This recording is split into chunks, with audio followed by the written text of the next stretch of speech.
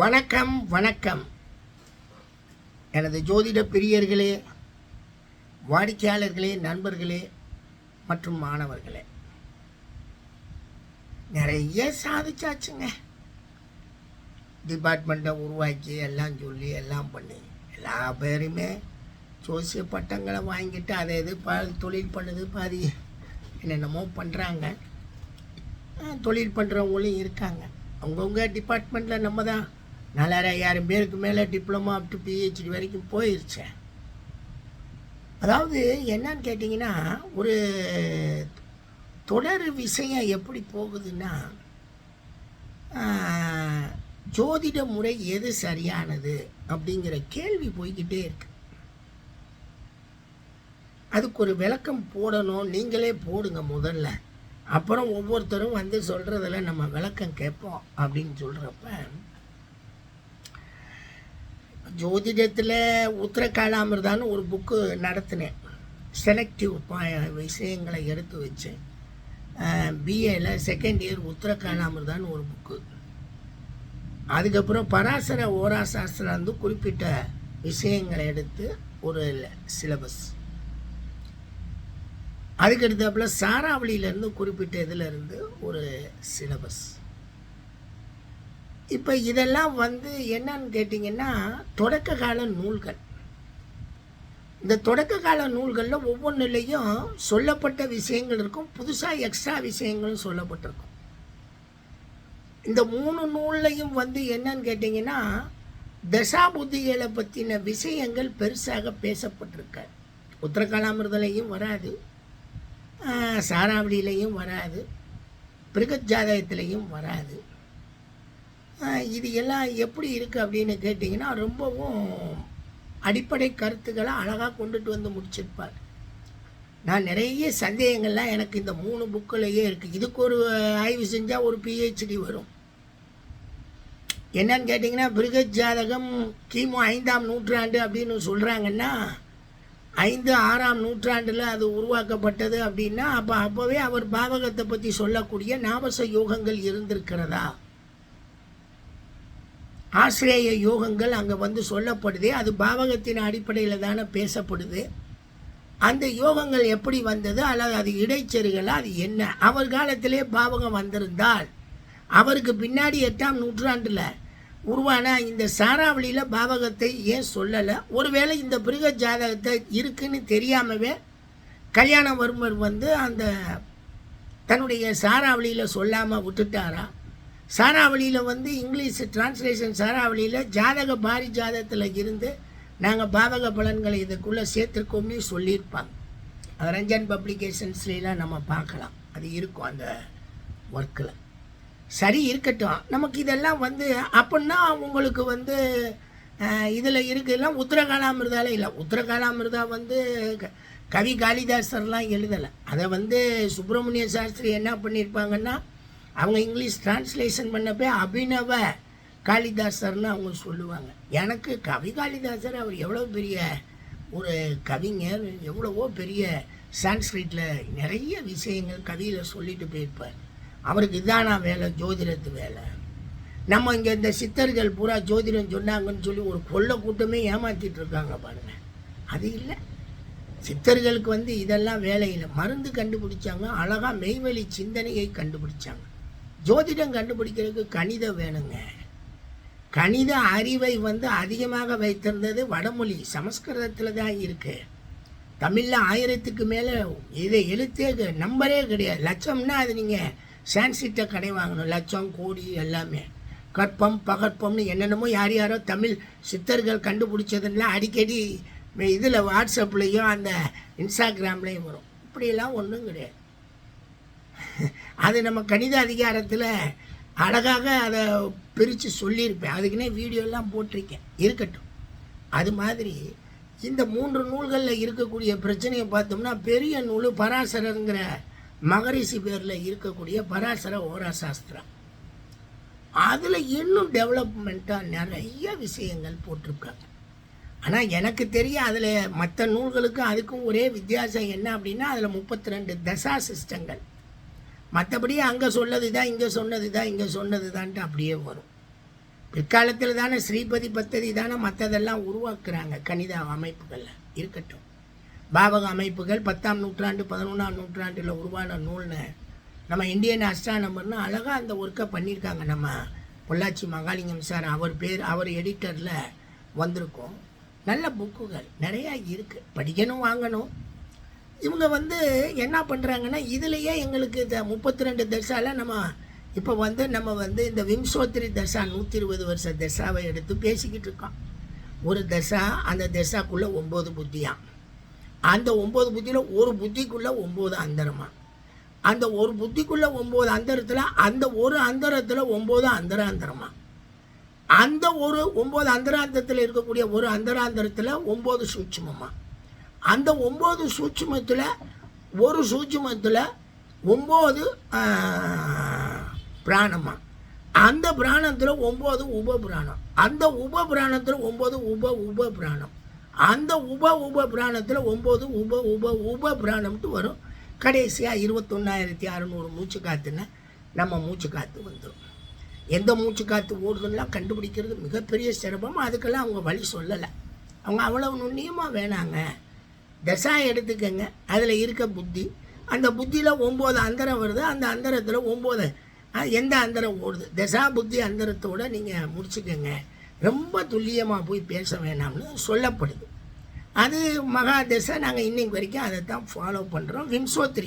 விம்சோத்திரினா வடமொழியில், தமிழில் 120 ஆண்டுகள், 120 அதுதான். ஆனால் நார்த் இந்தியாவில் பார்த்தீங்கன்னா அஷ்டோத்திரி தசை 108 வருஷ அந்த தசா சிஸ்டத்தை ஒரு குரூப்பு பார்க்குறாங்க. ஒரு குரூப்பு பஞ்சோத்திரி திசைன்னு இன்னொரு எடுக்கிறாங்க. 105 ஆண்டுகள் அப்படிங்கிற அந்த திசையை எடுத்துக்கிறாங்க. இன்னொருத்தவங்க என்ன சொல்கிறாங்க அப்படின்னா யோகினி திசை அப்படின்னு.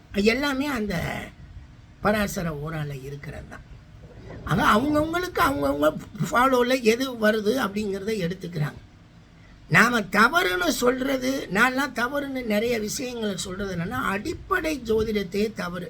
ஒரு சாபக்கேடான ஜோதிடம், சாபம் போங்கடா வெங்காயங்களா, அது எங்கேயுமே சித்தர் சொன்னார்னு சொல்லி இவனா உன்னை உருவாக்கி வச்சுக்கிட்டு சித்தர்னு சொல்லிக்கிட்டு ஏமாற்றிக்கிட்டு இருப்பாங்க.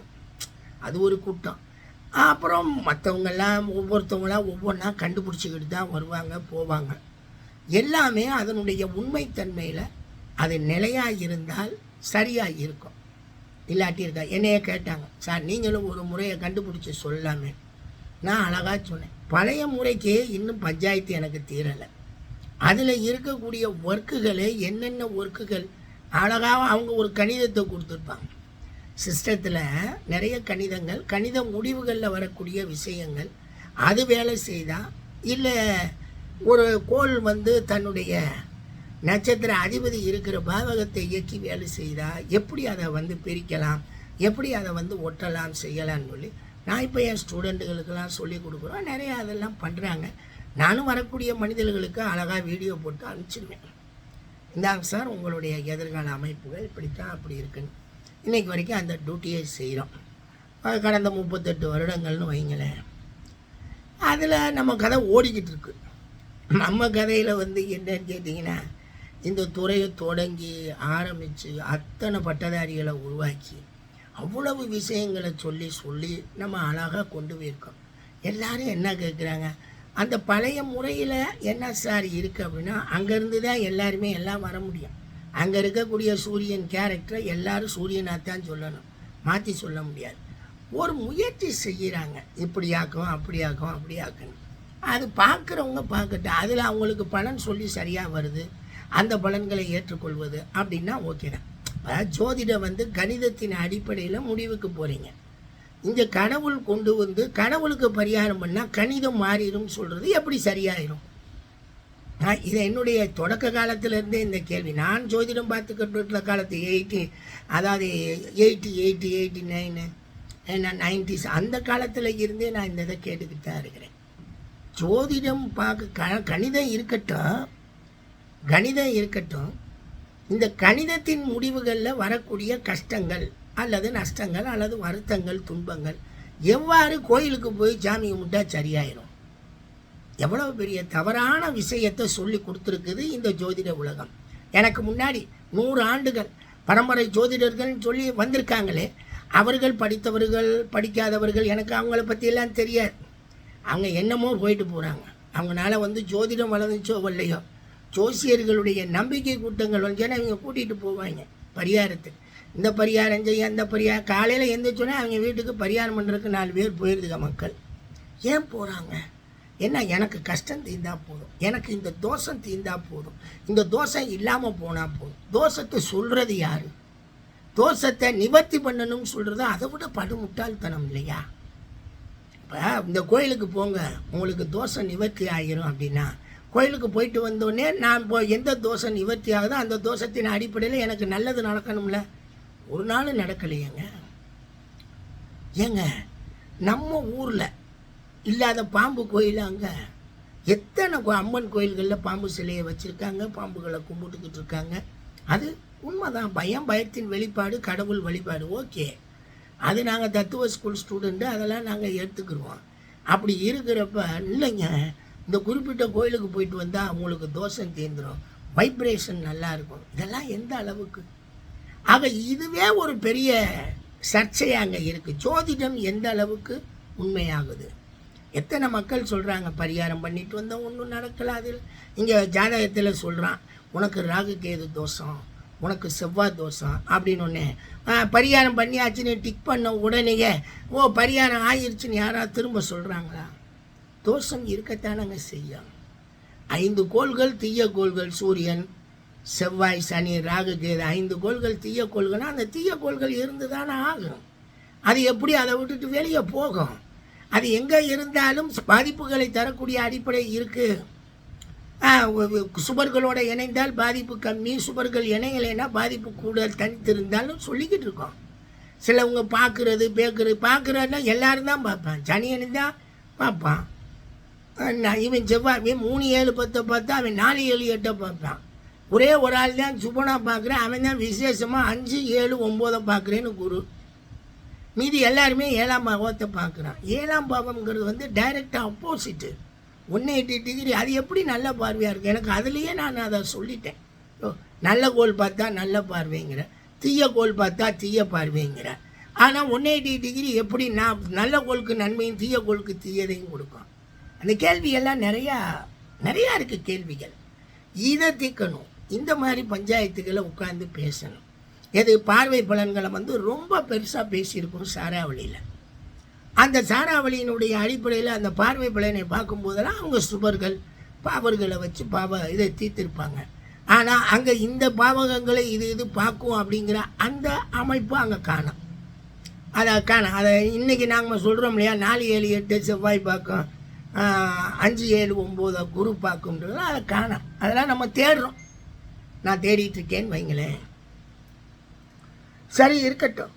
ஒவ்வொன்றா ஏன்னா சான்ஸ்கிரிட்டுங்கிற ஒரு மாபெரும் உலகத்திலேருந்து வந்தது தான் ஜோதிடம். தமிழுக்கு ஜோதிடமும் சம்பந்தமே கிடையாது.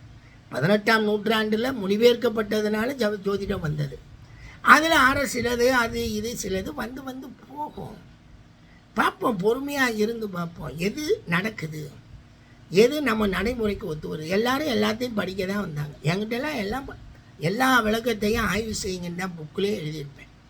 எல்லாத்தையும் சொல்லிவிட்டு ஆய்வுகளுக்கு உட்படுத்துங்க. பொறுமையாக நீங்கள் ஆய்வு செஞ்சு பாருங்கள். ஜாதகங்களை எடுங்க. உண்மை நாங்கள்லாம் நிறைய ஜாதகம், 1,00,000 ஜாதகம், அதாவது உண்மை ஜாதகமே 50,000 to 80,000 ஜாதகங்களை கலெக்ட் பண்ணி எம்எஸ்சி பட்டம் கொடுக்கும்போதெல்லாம், எம்ஏ பட்டம் கொடுக்கும்போது கூட பலன்களை சொல்லுங்கன்னு ஒரு அடிப்படையில் அவங்க ப்ராக்டிஸ் பண்ணட்டும். அப்படிங்கிறதுக்காக பலன்கள் எவ்வாறு ஒரு ஜாதகத்துக்கு பிரிக்கணுங்கிற அடிப்படையில் பலன்களை எழுதி கொடுங்க. ப்ராஜெக்ட்டுக்கு உங்களுக்கு எம்ஏ கொடுக்குறோம். எம்எஸ்சி கொடுக்கும்போது பார்த்தா பலன்கள் கிடையாது. அது பூராமே 50 ஜாதகம், உயிரோடு இருக்கிற ஜாதகம், ஃபோன் நம்பரோடு கொடுங்க, தலைப்பு தாரேன், அதை ஆய்வு செஞ்சு 10, 15 விதிகளை சும்மா போடுங்க ஆரம்பத்தில். அப்புறம் நீங்கள் விதிகளுக்கு கொண்டு வாங்கன்னு சொல்லியெல்லாம் உள்ளே போகணும். அப்படி உள்ளே போகும்போது என்ன ஆகுது, மனிதனுக்கு ஒரு ஆய்வு எண்ணங்களில் தூண்டட்டும், வரட்டும். அட்லீஸ்ட் ஒரு 20 விதி 30 விதியை வச்சு ஒரு உண்மையாக ஒரு 200 ஜாதத்தை வச்சு ஒரு ஆய்வு செய்கிறான், கொடுப்போமே. சும்மா எத்தனையோ பேருக்கு பட்டங்களை கொடுத்ததில் இதுவும் ஒரு பட்டம், தொடக்க கால ஆய்வு.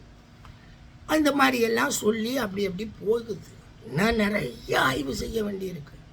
1 2 கிடையாது. ஏன்னா கல்வித்துறைக்குள்ளே உள்ளே தூக்கிட்டு வந்துட்டேன். அப்போ காமராஜ் யூனிவர்சிட்டியில் டிப்ளமோ கொண்டு வந்து அந்த டிப்ளமோக்கு அவ்வளவு சண்டையாகி கடைசியில் துறையே தூக்க முடியாமல் போய் துறையே தூக்கலையே, அங்கே எரிச்சிட்டாங்களே. நாங்கள் துறை தூக்க முடியும் 2021 ஒரு வேனு ஒரு ஒரு ஜீப்போ எரிச்சிட்டாங்க, ஒட்டினாங்க. இங்கே எப்படி வேத ஜோதிடம் வரலாம் அப்படின்னு சொல்லி எல்லாம் காகிதம் ஒட்டினாங்க. அதெல்லாம் எங்களுக்கு நல்லா தெரியும். அதுக்கப்புறமேல் தான் நாங்கள் அங்கேருந்து சரி இனி இது இங்கே நடத்த விட மாட்டாங்க, நம்ம வெளியேறுவோண்டான்னு சொல்லி நான் சாஸ்திராவுக்கு வெளியே போனேன். அங்கே நான் தான் கோஆர்டினேஷன் பண்ணிக்கிட்டு இருந்தேன் டிப்ளமோ அஸ்ட்ராலஜியை. சரி இது நல்லா வளர்ப்போம்னு சொல்லி இங்கே சிலபஸை ஃப்ரேம் பண்ணி எல்லாம் கொடுத்தோம். எல்லாம் நல்லா ஓடிச்சு. பட் ஆய்வு செய்யக்கூடிய அமைப்புகளில் இன்னமும் பெரிய மாணவர்கள் சரியாக வரலாம். பிஹெச்டி வாங்கலாம், எம்ஃபில் வாங்கலாம், எம்ஏ எல்லாம் வாங்கலாம். என்ன ஆய்வுகள் சொன்னீங்க, என்ன செஞ்சு வச்சுருக்கீங்க, என்ன முடிவுகளை செஞ்சுருக்கீங்க? இப்போ நான் பிஹெச்டி ஆய்வு வால்மீகி ராமாயணத்தில் ஜோதிடவியலின் கோட்பாடுகள், கடைசியில் என்ன ராமர் ஜாதகம்னு ஒன்று இல்லவே இல்லை, அப்படி ஒரு கோள்கள் வராது. அங்கே சொல்லக்கூடிய விஷயங்களில் எங்கேயும் ஜோதிட அமைப்புகள் இல்லை. வால்மீகியினுடைய அமைப்பில் பாலகாண்டமே பிற்சேர்க்கை, உத்தரகாண்டமும் பாலகாண்டமும் பிற்சேர்க்கை அப்படின்னு தான் என்னுடைய பிஹெச்டி தீசிஸவே முடித்து சப்மிஷன் பண்ணி பிஹெச்டி டிகிரி வாங்கினேன். அப்படிங்கிறப்ப ஒரு ஆய்வு செய்கிறப்ப என்னால் அவ்வளவுதான் முடியும். இதுக்கு மேலே நிறைய ஆய்வு செய்யலாம். என்னுடைய ஆய்வை எடுத்து இவர் இந்த முடிவுக்கு வந்திருக்கார், இது என்னென்ன பார்க்கும்போது இந்த முடிவுகளில் இதெல்லாம் மாறும் அப்படின்னு வரலாம். வளர்ச்சி பெறக்கூடிய அமைப்புகளில் இந்த துறைகள் வரணும் அப்படின்னா இங்கே முதல்ல மாணவர்கள் வேணும்ல. மாணவர்கள்லாம் அவ்வளோலாம் கிடையாது. காலம் செலவழிக்கிறதுக்கெல்லாம் மாணவர்கள் தயார் இல்லை. ஈஸியாக ஜோசியம் சொல்லுவேன், என்னங்க 7 நாள் சனி, கண்டச்சனி, அஷ்டமச்சனி முடிஞ்சிட்டா நீங்கள் நல்லா இருப்பீங்க அப்படின்னு சொல்லிட்டு போகிறத விட்டுவிட்டு இதுக்கு ஒரு படிப்பாக பேருக்கு வாங்கி வைப்போம் படிப்பு அப்படின்னு நிறைய பேர் அனாவசியமாக போயிட்டாங்க. நல்லா நிறைய யோசிக்கிறது, நிறைய சொன்னேன். வாங்கய்யா நான் உங்களுக்கு சொல்லித்தரேன், ஜோதிடம் சொல்லித்தரேன், ஜோதிடத்தை புரிஞ்சுக்கங்கய்யா, ஜோதிடத்தை தெரிஞ்சுக்கங்கய்யா, பலன்களை சொல்லுங்கய்யா, ஆத்தென்டிகேட்டடாக சொல்லுங்கய்யா. ஒருத்தரும் நிறைய பேர் என்ன பண்ணுறாங்கன்னா இப்போ இப்போ புதுசாக என்ன ஆகுதுன்னா புது ஜோதிட முறை இதுக்குள்ளே போனால் நம்ம சரியாக வந்துடுமா? எப்படி?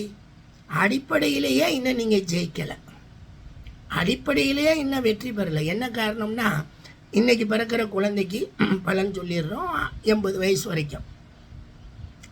கண்டங்கள் எப்போ வரும், எப்போ தப்பிப்பாங்க, எப்படி இருப்பாங்கன்னு சொல்லிடுறோம். ஏற்கனவே பிறந்து இப்போ என் வயசு ஜோதிடத்துக்கெல்லாம் பலன் சொல்லவே முடியாது. ஏன்னா எனக்கு பிறந்த நேரமே பிரச்சனை.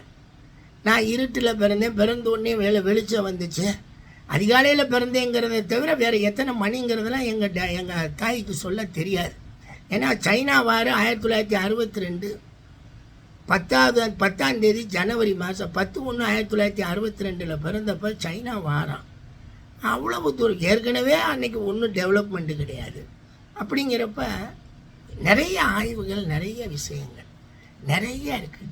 நான் தான் புதுசாக ஜோதிட முறைகள், ஜோதிட அமைப்புகள் வர்றவங்க ஏதாவது ஒரு ஆய்வுகளை செஞ்சு எங்கேது இவ்வளவு தூரத்துக்கு சரியாக இருக்குங்க, இப்படி இருக்குங்கன்னு யாராவது சொன்னாங்கன்னா நம்மளும் படிக்கலாம்லங்க. நம்ம மாணவர் தானே, பேராசிரியர். நம்ம 4000 5000 பேருக்கு டிகிரி கொடுத்துருக்கலாம். ஆனால் நம்ம பேராசிரியர் தானே. ஏன்னா நம்மளுக்கு எனக்கெல்லாம் என்னத்துக்காக எனக்கு வேலை கொடுத்தாங்கன்னா எங்கள் ப்ரொஃபஸர்ஸ்லாம் ஜோதிடர் நல்லா தெரியும், இவருக்கு இது பேராசிரியர் கொடுப்போம்னு சொல்லி தான் கொடுத்தாங்க. நாங்கள் அதை காப்பாற்றிட்டு அழகாக முடிச்சுட்டு எல்லாருக்கும் என்னென்ன தேவையெல்லாம் முடிச்சுட்டு அமைதியாக உட்காந்தாச்சு. போதும், சேர்றதுக்கு படிக்கிறதுக்கெல்லாம் ஆள் இல்லை, சும்மா பட்டம் கொடுங்குறாங்க. அது எவனாவது ப்ரைவேட்டாக எவனாவது காசுக்காக நடத்தி போய் வாங்கிட்டு போயிட வேண்டியதானே. படிக்கிறது வர்றது ஆர்வம் வேணும், எல்லாம் வேணும். அது இந்த ஜோதிடத்தில் அவ்வளோவா இல்லை.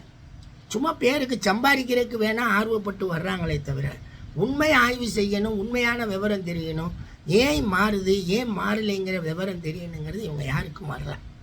அதனால தான் இந்த ஜோதிடத்தில் அவங்கவுங்க புதுசாக ஒன்று சொல்லி ஒன்று ஆரம்பித்து அது அது ஓடுற வரைக்கும் ஓடும்ல. ஒரு 2-3 வருஷம் ஓடுனா அவனுக்கு ஒரு 10-50 லட்ச ரூபா கிடைச்சின்னா போதும்ல, அவ்வளவுதானே. அவங்க என்ன பேர் வரப்போதா, நிற்க போதா? எதுவுமே கிடையாது. இந்த ஜோதிட உலகம் இருக்கிற வரைக்கும் நம்ம பேர் இருக்கும். ஏன்னா நம்ம கிட்டத்தட்ட இன்ஸ்டியூஷன் பூராமே கவர்மெண்ட் ரெகக்னைஸ்டு இன்ஸ்டியூஷன் மூலமாக டிகிரியும் டிப்ளமோக்களையும் கொடுத்து வச்சிட்டோம். அதனால் நம்மளுக்கு எந்த கவலையும் கிடையாது. ஆனால் இந்த வர்றவங்கெல்லாம் வந்த காற்றுல அவங்கெல்லாம் நிற்கலை.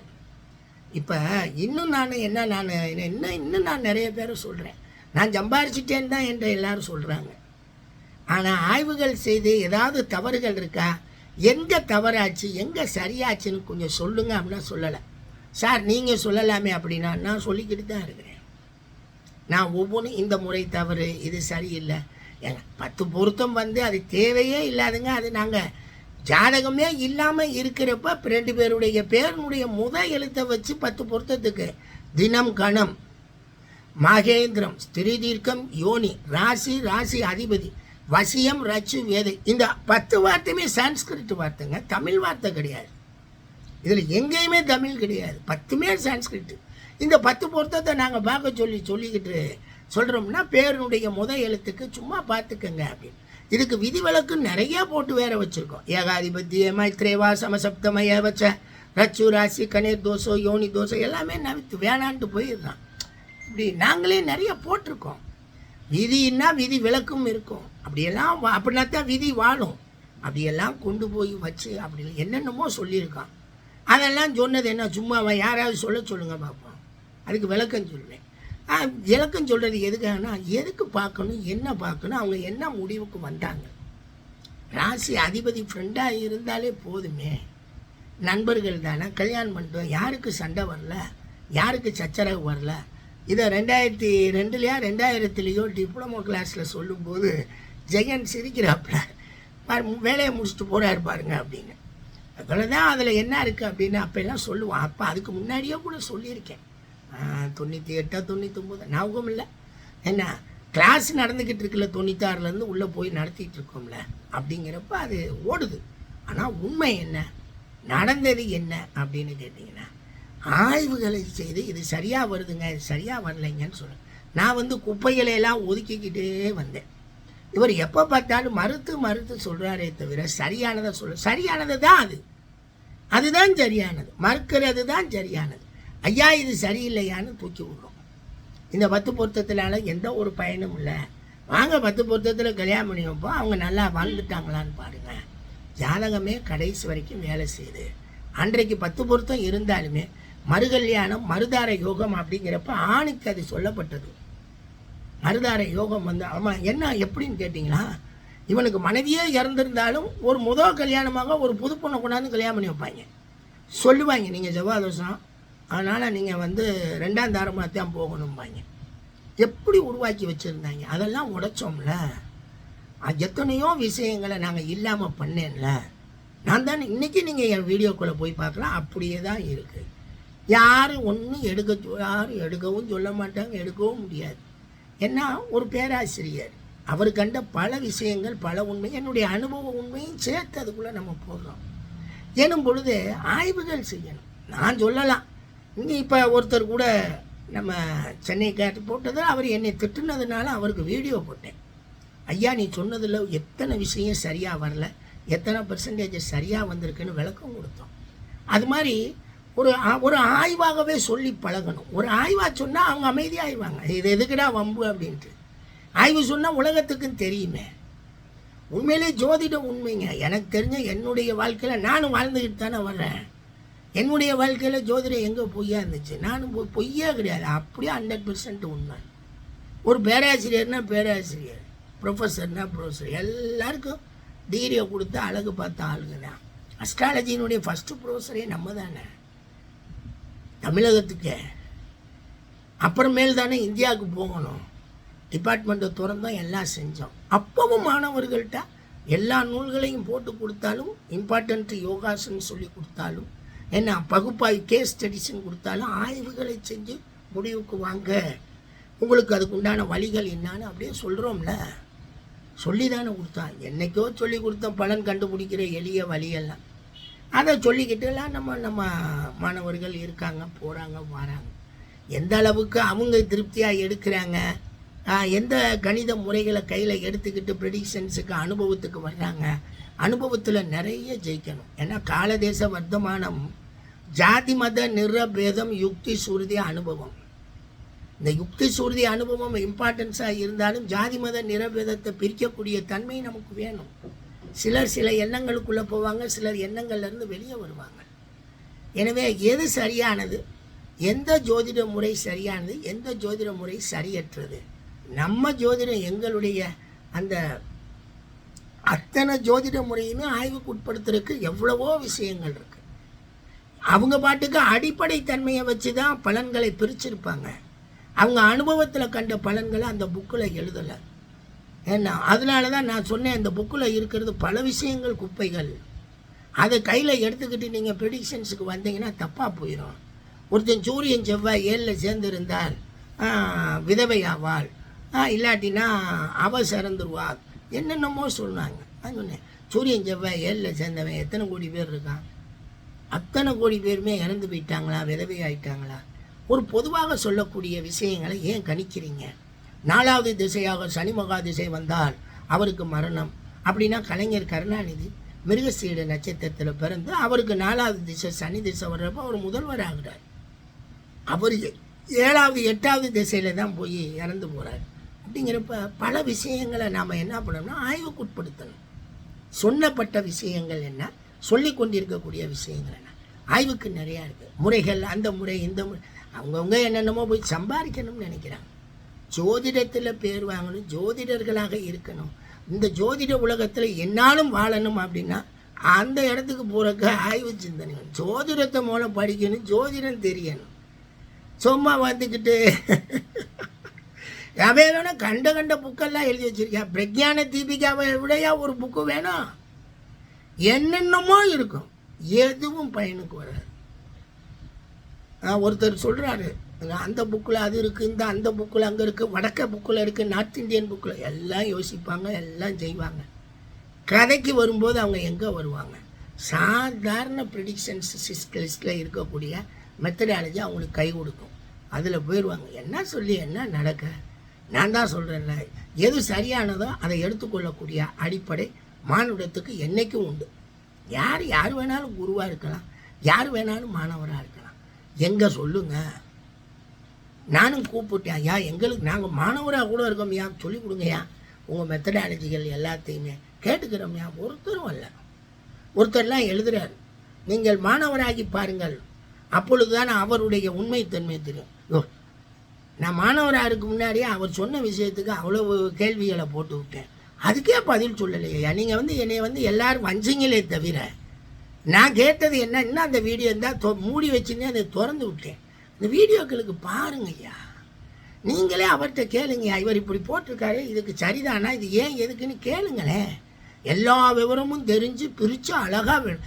கிட்டத்தட்ட 3 மாதங்கள் 100 நாட்கள் என் வேலையை கெடுத்துட்டு அது போட்டது. இந்த உலகத்துக்கு ஆராய்ச்சின்னா என்னான்னு காட்டுறதுக்காக எந்த ஒரு வீடியோக்களையும் யாருமே அந்த மாதிரிலாம் ப்ரெசென்ட் பண்ணலை. 20-25 வீடியோக்கள் ப்ரெசென்ட் பண்ணேன், பாருங்களேன். நிறையா இருக்குது. இது மாதிரி நிறைய ஆய்வுகளை செய்தால் ஜோதிடம் உண்மையாக இருக்கும், ஜோதிடம் நல்லா இருக்கும், வாழும். நன்றிங்க நன்றிங்க நன்றிங்க. ஒருவருடைய ரிஷி மூலமும் நதி மூலமும் தெரிஞ்சு நம்ம என்ன பண்ண போகிறோம்? நமக்கு அதனால் என்ன நன்மை வரப்போகுது? அவன் ப்ரெசென்ட் பண்ணக்கூடிய விஷயங்களில் என்னென்ன இருக்குது, அவன் வீடியோ பார்த்தா அவன் நமக்கு எவ்வளோ விஷயங்கள் கிடைக்கிது, அதுதான் நமக்கு வேணும். இந்த அவர் இப்படி இவர் தனிப்பட்ட விஷயங்கள் நமக்கு தேவையே இல்லை. அதை வேற ஒருத்தர் கூப்பிட்டு கேட்குறாரு, சார் இவர் எப்படி சார்? எனக்கு என்ன தெரியும், நான் அவரோட பழகினேன்னா, பார்த்தேன்னா, பேசினேன்னா. அதெல்லாம் நம்ம முறைகளை ஆய்வு செய்வோம். பாருங்கள், ஆய்வு செஞ்சு யார் வேணாலும் சொல்லுங்கள். அதைத்தான் கூப்பிட்டாரு நம்ம ஜெயன் ராஜாராமன், வாங்க பேசுவோம் சார்னு. யார் வர்றா? நாங்கள் நீ சேர்க்கணும், அதை பார்த்து பேசுவோம். நிறைய கஷ்டப்படணும் சார், ஊதியங்கள் இல்லாத கஷ்டங்கள். இலவசமாக நம்ம எல்லாத்தையும் ஆய்வு செய்து சொல்லணும். பார்ப்போம், செய்வோம். ஜோதிடம் வாழட்டும். ஜோதிடத்துக்காக நம்மளுடைய அர்ப்பணிப்புகளையும் சேர்த்து செய்வோம். நன்றிங்க நன்றிங்க.